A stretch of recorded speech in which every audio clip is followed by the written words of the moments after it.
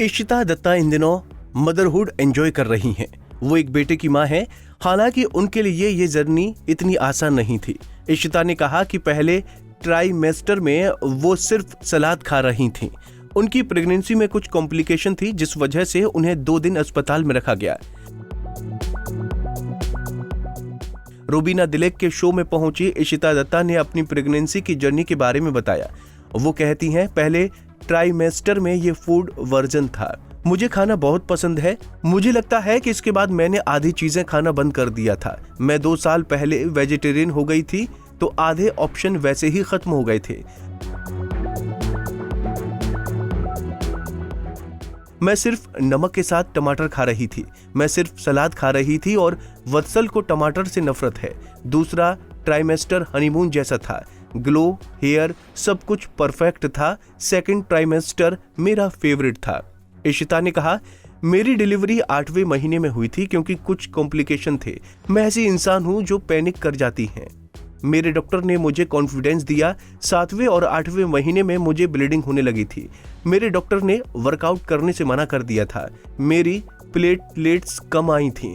मैं 2 दिन हॉस्पिटल में एडमिट रही। कोई इन्फेक्शन नहीं था, पर उस वक्त कोई कारण समझ नहीं आ रहा था। फिर डॉक्टर्स ने इसे कुछ समय के लिए पुश किया ताकि बच्चा और ग्रो कर सके, तो हमने 7 दिन मैनेज किए। इन 7 दिनों में मैं हर दिन हॉस्पिटल गई क्योंकि मुझे सुबह 4 से 5 बजे के करीब दर्द होता था। फिर डॉक्टर्स मुझे वापस भेज देते थे कि फॉल्स अलार्म है। जिस दिन वाकई में दर्द हुआ, मैंने इसे सीरियसली नहीं लिया। मैंने उस दिन किसी को नहीं उठाया। मैंने अपनी डॉक्टर को कॉल किया। वो मुझ पर चिल्लाई क्योंकि मैं डेली जा रही थी, और जिस दिन वाकई में दर्द था, मैंने इसे हल्के में ले लिया। मैंने अपना सिर धोया, बालों को सुखाया, मैंने मेकअप किया और मैंने सोचा कि अगर मैं फाइनली जा रही हूँ तो मुझे अच्छा दिखना चाहिए। मैं व्लॉग करूंगी। अचानक मेरा दर्द बहुत बढ़ गया और कुछ समय बाद मेरी डिलीवरी हुई और मैंने वायु को जन्म दिया। बता दें कि इशिता दत्ता ने वत्सल सेठ से शादी की। दोनों की लव स्टोरी काफी फिल्मी है। दोनों की मुलाकात टीवी शो रिश्तों का सौदागर बाजीगर के सेट पर हुई थी और यहीं से इशिता और वत्सल एक दूसरे के करीब आए। शूट के दौरान एक दिन इशिता दत्ता की साड़ी टेबल फैन में फंस गई। अगर वत्सल उनकी मदद नहीं करते तो उन्हें चोट लग सकती थी। वत्सल ने बताया कि उन्होंने अपनी बीवी इशिता को बहुत ही कैजुअल तरीके से प्रपोज किया था। वो दोनों बैठकर बात कर रहे थे और बातों बातों में उन्होंने इशिता से कहा कि चल अब हम शादी कर लेते हैं। 28 नवंबर 2017 को मुंबई के जोहू में स्थित इस्कॉन मंदिर में दोनों ने गुपचुप तरीके से शादी रचाई थी।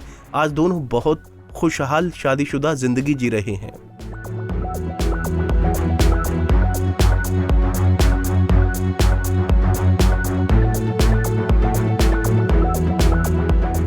नारी से जुड़ी मोर अपडेट्स के लिए हमारे इंस्टाग्राम को फॉलो, फेसबुक को लाइक और यूट्यूब चैनल सब्सक्राइब करना ना भूलें।